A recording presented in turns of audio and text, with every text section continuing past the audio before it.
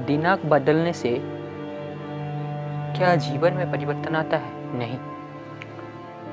दिनांक बदलने से केवल दिवस परिवर्तित होता है, यदि दिन परिवर्तन होता है।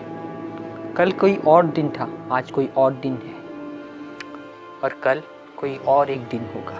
यानी आज का जिया गया समय कल के लिए भूतकाल हो जाएगा, और जिसे हम कह रहे हैं कि कल आएगा, यानी जिसे आज हम भविष्य मान रहे हैं, वो वर्तमान में आ जाएगा कल।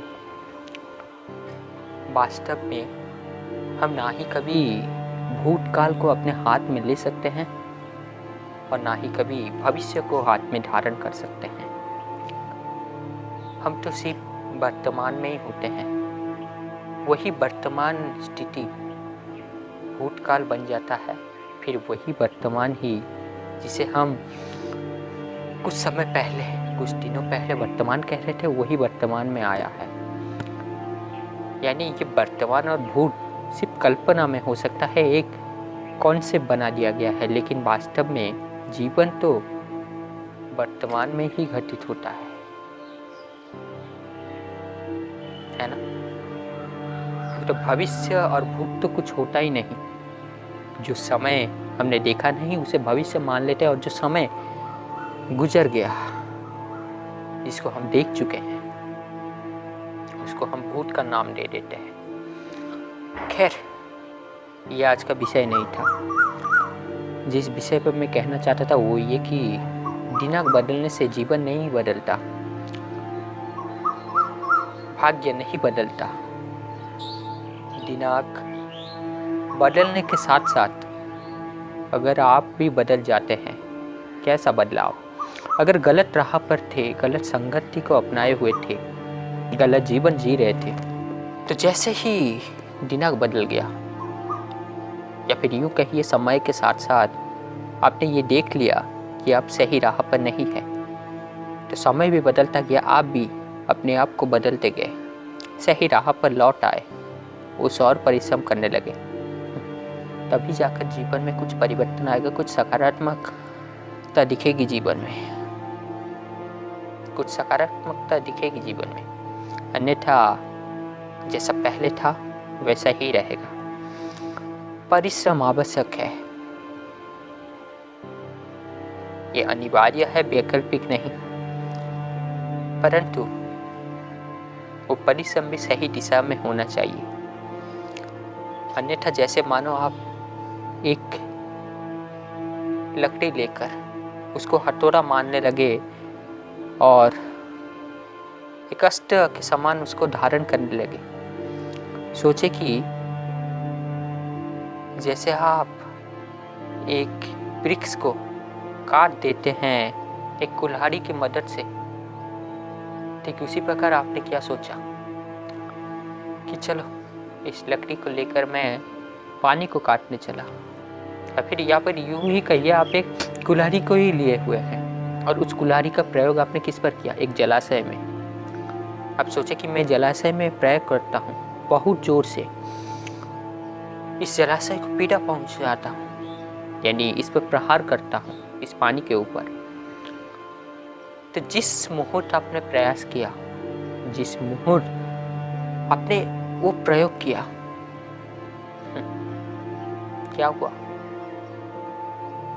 पहले से जो शांत हुआ पानी था उसमें थोड़ा अशांति तो आई, परंतु वो पुनः जैसे पूर्व शांत था उसी रूप में लौट आया। यानी प्रहार जब हुआ जलाशय में, तब पानी में थोड़ा अशांतिपन दिखने लगा, लेकिन उसके बाद फिर स्थिर हो गया। और ऐसा क्रम अगर आप 100 बार भी करते रहे, यही होगा। इसका फल में कुछ भी भिन्नता नहीं आएगी, बिल्कुल इसी तरह होगा, चाहे आप जितना बार प्रयास कर लें।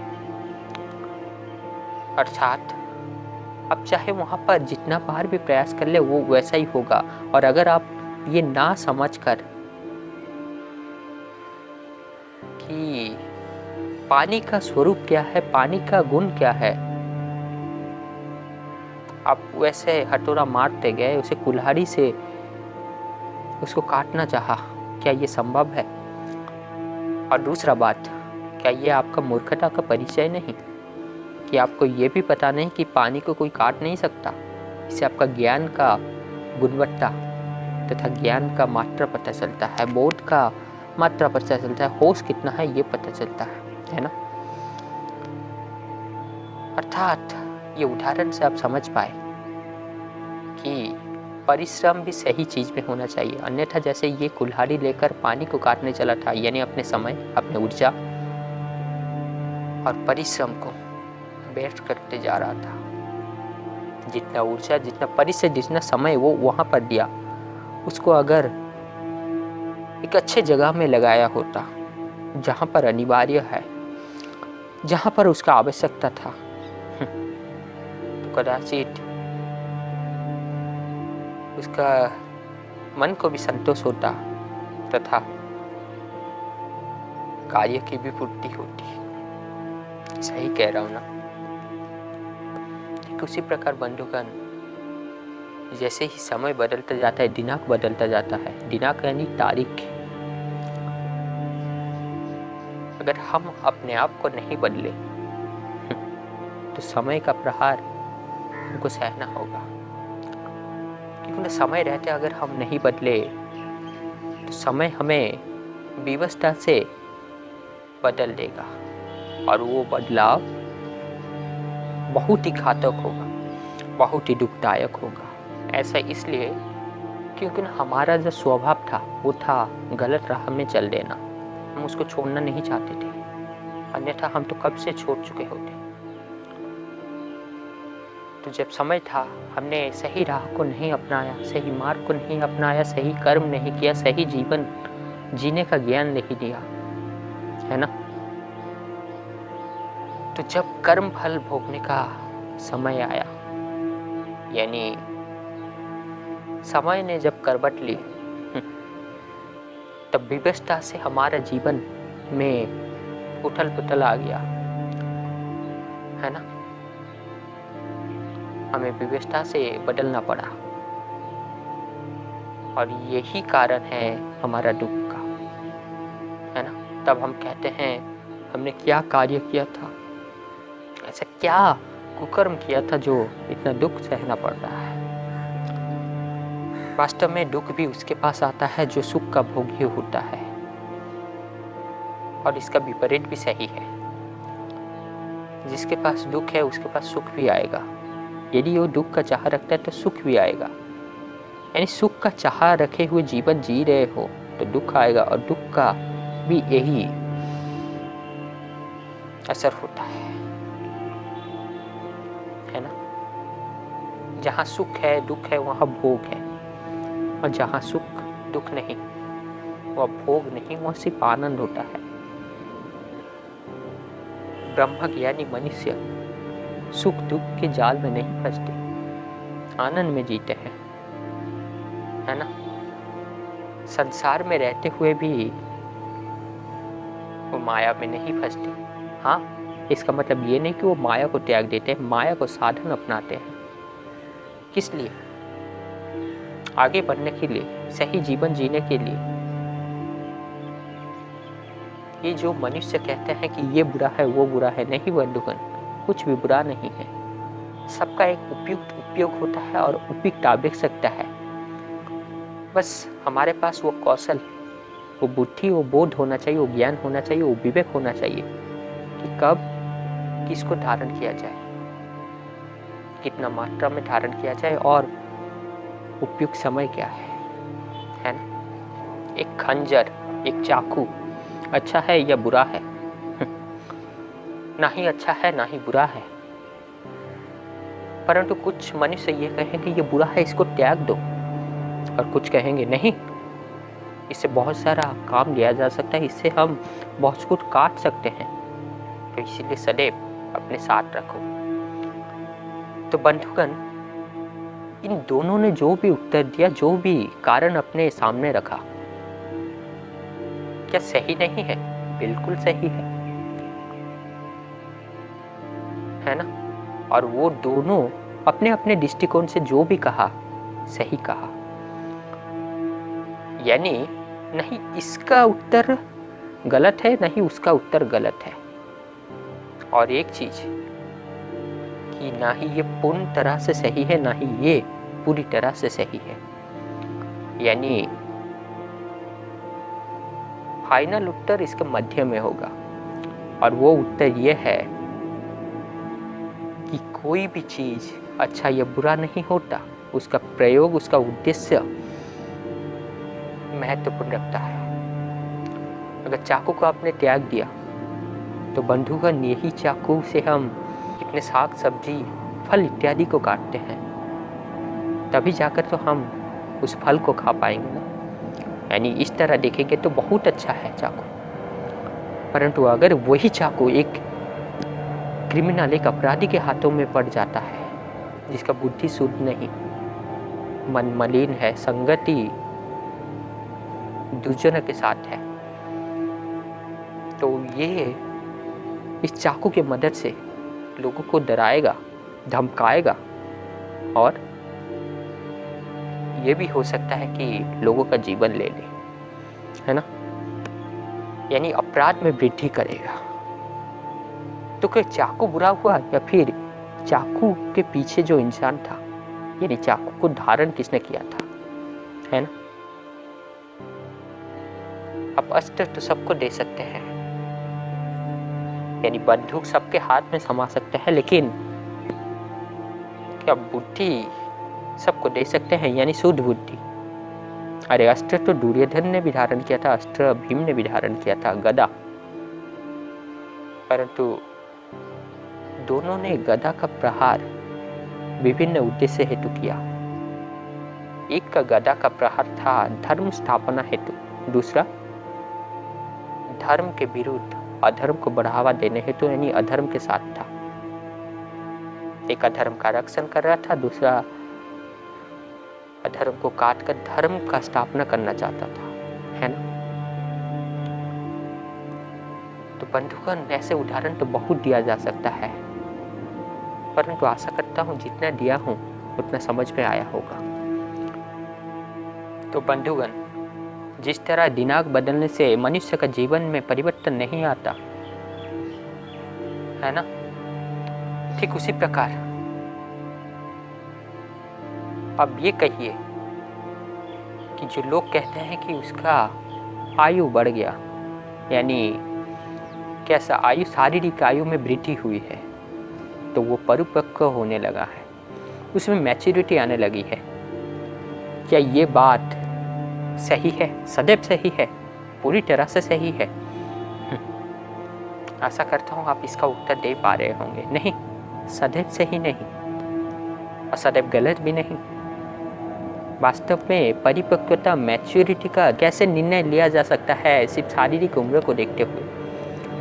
अरे एक मनुष्य 70 साल का क्यों ना हो, तब भी उसमें उतना मैच्योरिटी नहीं हो सकता, उतना बोध नहीं हो सकता। हाँ, एक बच्चा, एक किशोर से थोड़ा अधिक बोध होगा, परंतु तब भी वो वही काम क्रोध लोभ के चक्र में फंसा होगा। उम्र तो बढ़ गया लेकिन संस्कार नहीं गया, मन का मलिनता दूर नहीं हुई, है ना। परिपक्वता का लक्षण अगर देखना हो तो उसका जीवन का निर्णय देखिए, उसका संगति देखिए, उसका आचरण देखिए, तभी जाकर आप जान पाएंगे कि उस मनुष्य का स्तर कैसा है ना। एक अच्छा व्यक्ति कभी भी डाकुओं का संग नहीं करेगा, चोरों का संग नहीं करेगा, मद्यप लोगों के साथ नहीं बैठेगा, है ना। सही कह रहा हूं कि गलत कह रहा हूं, अपने आप से पूछिएगा।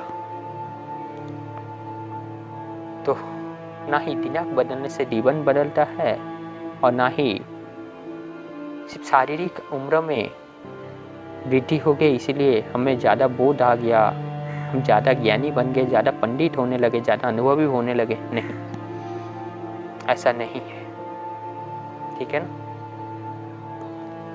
जो एक 40 साल एक जेल में भी काट के आया है, 40 साल में उसका शारीरिक आयु वृद्धि हुआ है,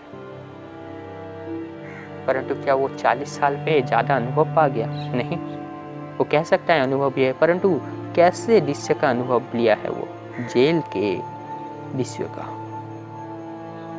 उस 40 साल में बाहर क्या हो रहा था, यानी उस जेल के 4 दीवारी के बाहर कैसा समाज बदलता जा रहा था, कैसा समाज में नए तरह के निर्माण हो रहे थे, कैसा अपराध हो रहा था, इन सबसे अलग था वो अगर ये कहे कि मैं अनुभवी हूँ, मुझे बहुत उम्र हो गया है, इसीलिए मैं तुझे ज्ञान देता हूँ, तो ये गलत हो जाएगा। अनुभवी है वो उस जेल के विषय में कह सकता है, लेकिन जो आम मनुष्य का संसार था उसमें कैसा दृश्य था वो नहीं कह सकता। अब तो अनुभव उसका दोगे ना, आप जिसका लिए हो। अब 70 साल एक गांव के कस्बे में, एक छोटा नगर में बिता दिए, आप कहने लगे कि मैं बहुत बड़ा अनुभवी हूँ। आपने जीवन बिताया एक कूप के मंदिर के तरह,